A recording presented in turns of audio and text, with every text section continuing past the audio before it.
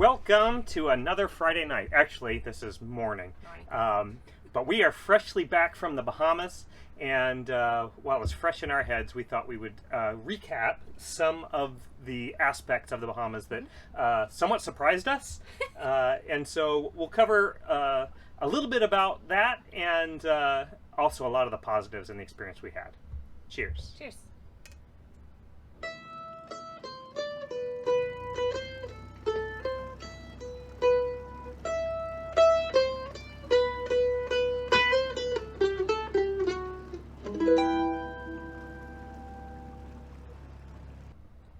So you are joining us this morning on Lake Worth. We are at the north end of Lake Worth, where we arrived yesterday evening after crossing from West End, Bahamas.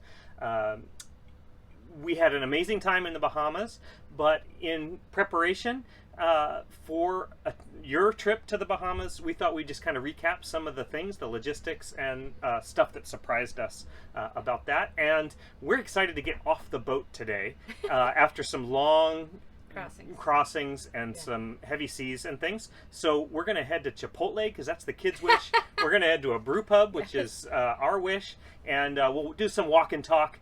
But we thought we would film some of the things that we wanted to tell you about. Yeah, so a lot of the logistics fell on me as the paperwork, I suppose, person. And so, I mean, I shouldn't be surprised because the dog has required a lot of logistics throughout the trip. She's never had so many vet appointments in 1 year as she has had on the loop. But it is harder to get a dog into the Bahamas than it is to get the four of us. And so she required her own paperwork, of course shots, a vet appointment within 2 days of crossing to the Bahamas. Get her into an Uber and go to the vet. The Bahamas requires permitting in advance. Is the BahamasPetPermit.com is a man in the Bahamas that bird dogs that for you, the paperwork for you, and he walks it across so you don't have to, because they don't take it by email. You have to mail it or have somebody there do it. Some of the other logistics before we left, provisioning, things are expensive in the Bahamas. Yeah, so the kids have been trying to eat our Bahamas snacks for like 2 months. We're like, no, that's for the Bahamas. No, that's for the They're Bahamas. tired of hearing about it. And now we're back and they can eat any leftover snacks. So there you go. We did 2 tiny provisioning runs in the Bahamas, but other than that, we lived on what we had, and really that was fresh greens, some romaine lettuce, some fruit, some vegetables, and some eggs. Yep, and that's about all we ultimately, the immigration and customs thing, once we arrived, was a very easy process. We immigrated in Bimini, but the pre-paperwork we did was intense. Click to clear. And so it's a website where you put in all your information about the captain and then the passengers, passports, and all that. But, you know, government websites, actually the Bahamas was easier than the paperwork to come back. Once you're in the Bahamas, only one person can get off the boat, and they say it's the captain. And then that one person has to go to the immigration office and the customs office and the marina before anybody else can get off the boat. So prior to doing that, we put up our yellow quarantine flag, and that means that the rest of us are just chilling on the boat while he went to all of those offices in Bimini. Yeah, Click to clear requires a lot of minutia. They wanted to know about our dinghy engine, like every little thing. And then preparing the boat to go, of course we were up to date on all of our maintenance, oil changes and filters and everything like that. But then we wanted everything in tip-top shape. Also, there's some configuration things about the boat that you want to make sure that you have well in hand. The Bahamas, at least for us, the way we did it, is very much an anchoring destination. So ground tackle, our anchor bridle. We saw some of the highest winds and rolliest anchorages in the Bahamas we've seen on our entire trip. You should know that there's very few, if any, working pump outs in the Bahamas. So we found one. Which we needed. We had a glitch in our macerators, which allow us to go 3 miles out and pump overboard.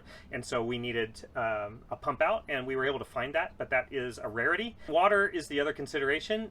We don't have a water maker aboard Witness. The cheapest water maker you can get is around $5,000. And although nice to have, it makes you independent and able to make your own water. We paid for water. We really only did it at the couple of marinas that we had stayed at, that had like a daily rate, and then one we paid 40 cents a gallon. But it can be up to 75 cents a gallon, 90 cents a gallon is the highest we saw. When we were in Nassau, it was $8 a day, and we're like, oh my gosh, we can like take long showers. And the 4 of us and the kids, we were really able to conserve water and take super quick showers and do super quick dishes, and I think it really killed it. Yeah. Anyway, let's go to lunch. We'll walk and talk for the rest of this thing. Cheers. Cheers. Another important boat consideration, and I know you're tired of hearing about our tender, but the Bahamas is an extremely like dinghy focused destination. So having this sweet high field tender was awesome to have in the Bahamas.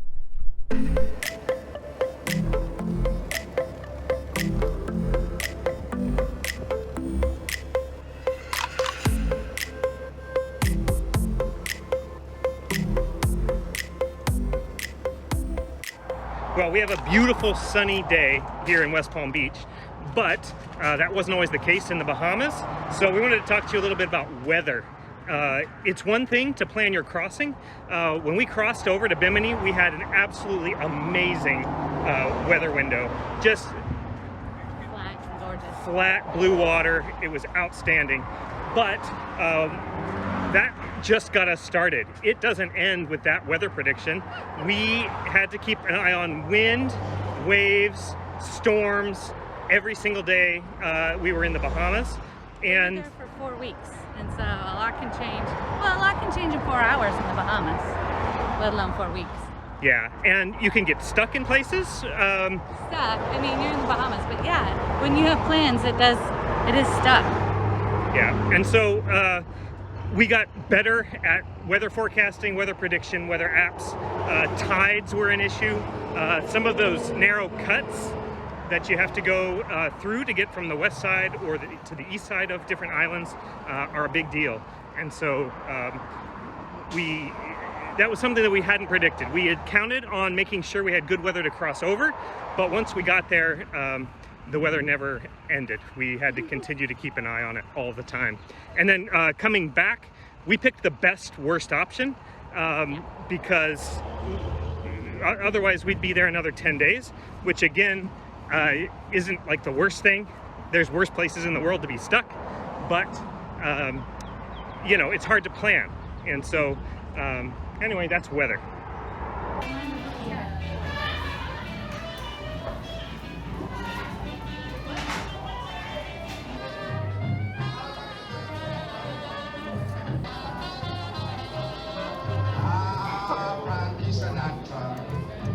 The other thing to know about weather is that it can completely change your plans. We had originally planned to cruise the Abacos, and we ended up in the Exumas because the direction of the wind caused us to, it was just, we would just been beat up by wind the entire time we had intended to spend in the Abacos. So that's how we ended up in the Exumas. Next up, let's talk about the expense of the Bahamas.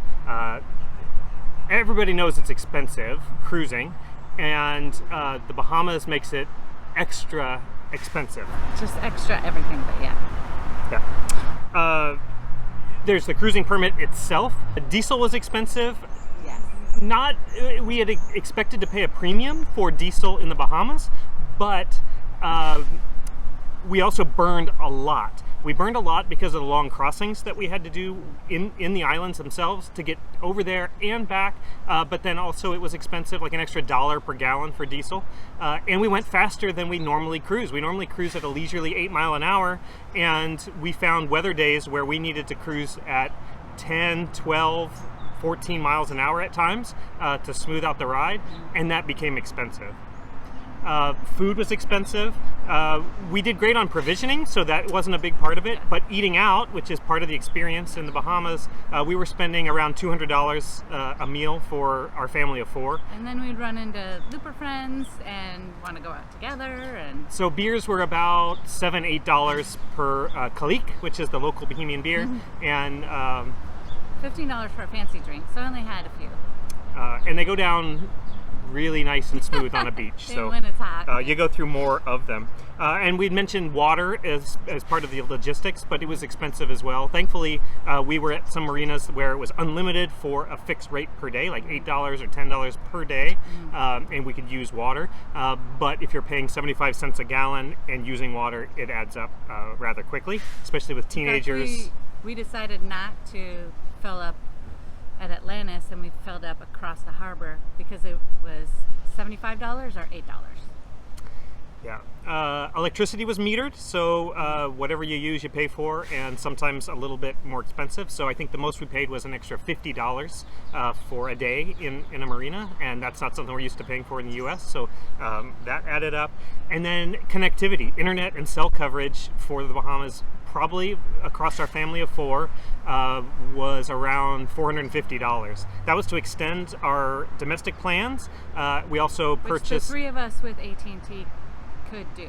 And we could do as well with Verizon. Oh. But we bought BTC SIM cards, and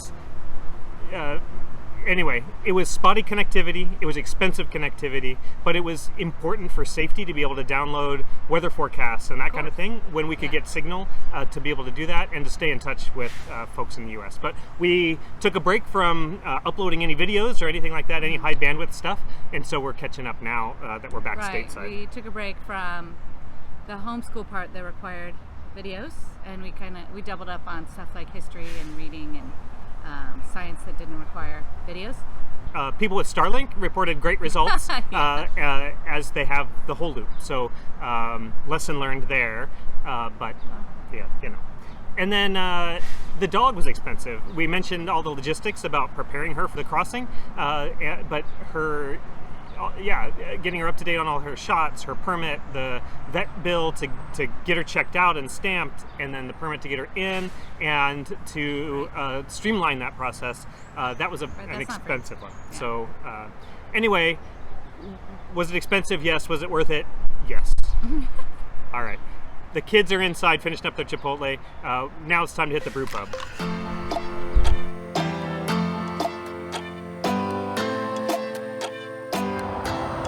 Well, let's talk about the experience of being in the Bahamas and cruising for a month. I'd say one surprise was it's more like camping, at least the way we did it on our budget and on our boat. We weren't in a lot of marinas, and we were very cautious about how much water we were using and that kind of thing. So we spent a lot of time, more than any other part of the loop, on anchor, the most consecutive stays. So that was one thing. The other one is you really have to anchor to experience these places. There's just not marinas next to a lot of what you want to see and do in the Bahamas. And so that was another thing that didn't really live up to a lot of the maybe expectations that we had. You see a lot of Instagram-worthy pictures from the Bahamas, but those are all staged. It's not like what it's like at all. So, like when we went to Pig Beach, we were expecting this big long beach that we had to boat miles to and nobody else would be there, but what actually happened was there were 50 boats anchored right outside of this tiny little beach with some pigs on it and just filled with people. And so it's not as secluded as we thought it would be. Yeah, definitely the like secluded, uninhabited islands are the exception, not the rule, at least in our experience for the time we spent there. You can seek them out, but that's not where all the major attractions are, like Pig Beach and Thunderball Grotto and those kinds of things. There's a lot of tourists, a lot of tour boats, and so that was kind of a surprise to us. The big cities, speaking of tourists, the big cities had huge tour operations, including cruise ships and resorts and things. And their own kind of islands. Yeah, so like some of the cruise ships had their own private islands in the Bahamas that are exclusive to them, but it's a very highly curated experience where they pull into a cruise ship, they do some activities, and then they hop back on the cruise ship and go. And so we experienced that a lot. If you got very near any of the cruise ship terminals, you had a very predictable kind of response where there were a lot of street peddlers trying to sell you Cuban cigars or taxi rides or t-shirts, whatever. Selling all the same things. And then the last thing about cruising the Bahamas that I found is there's definite FOMO. You're gonna miss out on some things you just cannot do at all. You can't even hit the highlights in any kind of a reasonable cruising season. So like we said, we were there a month and we saw some things, not the things that we had planned that we thought we would see. We saw some amazing things. But we really did enjoy our time. But we know there's islands that we miss. We tried twice to go to Wardwick Wells to see the Land and Sea Park and do snorkeling there. And it just didn't happen because of weather and grabbing the mooring ball and other things. So it's hard to grab a mooring ball in 4-foot waves. Yeah, so we'll have to be back. Like, that's the only thing is you can't do it all. So you miss out on some things and you got to be okay with that. And that's just how it is. So, all right, well, we're almost to the brew pub up here. Cheers.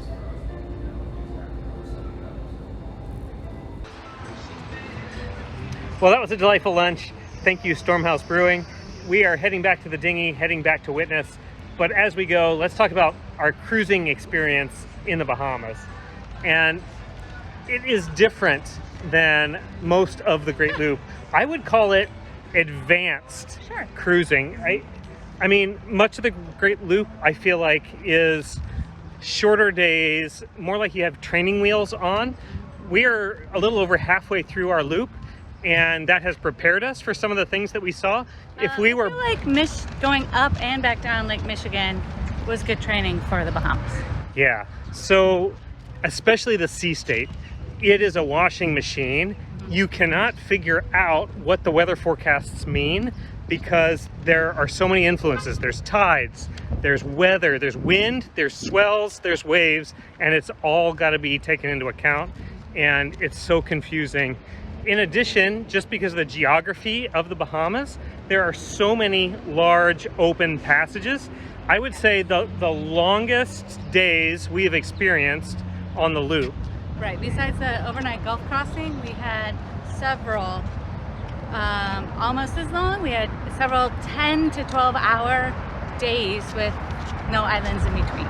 Yeah, and it is, spring, but days are not like super long.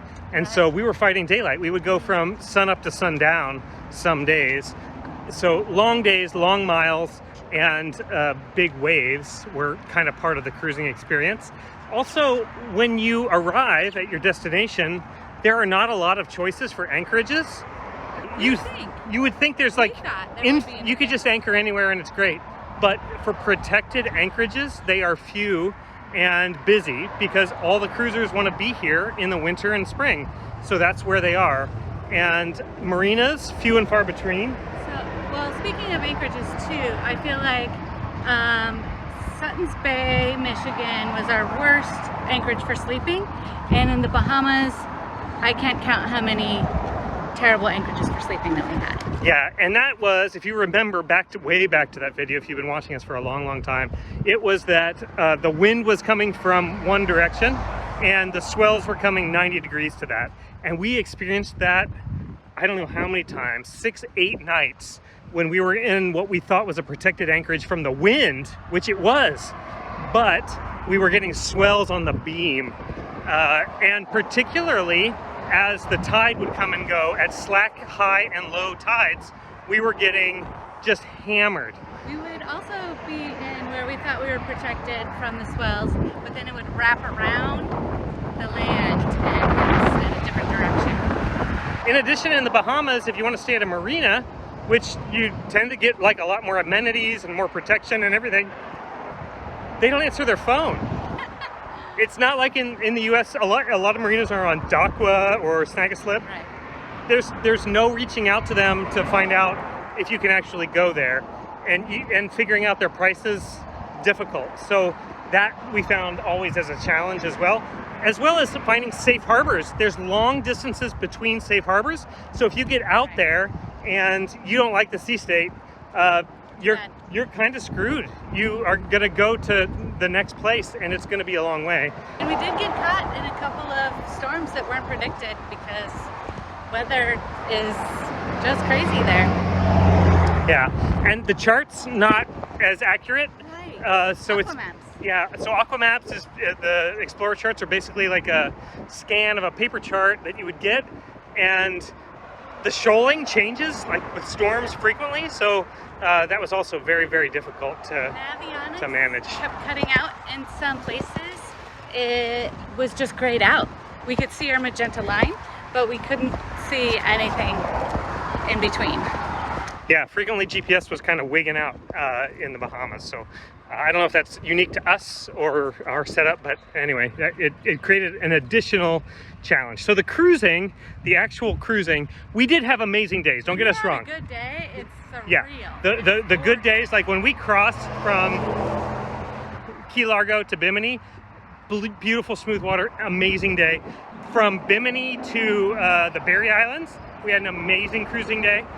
But that was about it. The weather kicked up, and for the rest of the 3 weeks we were in the Bahamas, we were dodging wind and waves and ducking into places, and that was not as much fun. The quality of the cruise was not as much fun. And one of our short days, which was Freeport to West End, was our worst day ever. 6 foot, 8 foot swells. You would see other boats just disappear between the swells, and whereas the windy apps called for 2.5 foot waves, and so you kind of have to double and triple what's predicted.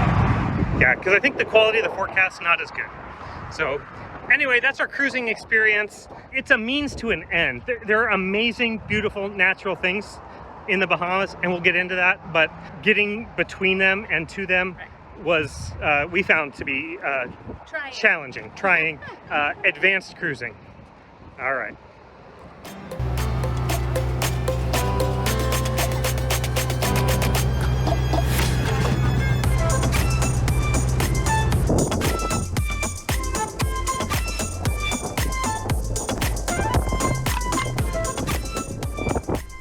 And I guess to conclude, like, the Bahamas offered some of the most amazing sunrises and sunsets that we've experienced on the entire loop. Jennifer made a comment earlier today that as the sun sets over Florida right here, it feels like on the wrong side of land to us, because we've been out there in the islands and seeing amazing sunsets over open water. And so seeing a sunset over land tonight, although pretty cool, was disconcerting. Not as much awesome as we've experienced here in the Bahamas. So with that, we open a new chapter. We are on the ICW here in Florida. We are heading north, so we landed at Lake Worth, and we are heading up the Florida ICW now, and we welcome the new challenges as we experience. We welcome the calm water of the ICW. Yeah, so we had some rough seas and long passages in Bahamas, and we were excited for short days, protected waters, and more adventure. So thank you guys for joining us for another happy hour. We really appreciate. If you have questions for us, put them down in the comments below. If you haven't subscribed, which so many of you have not based on the statistics, we would really love it if you would subscribe to our channel, and then you'll see us next week. Cheers, guys. Cheers. Cheers. Cheers.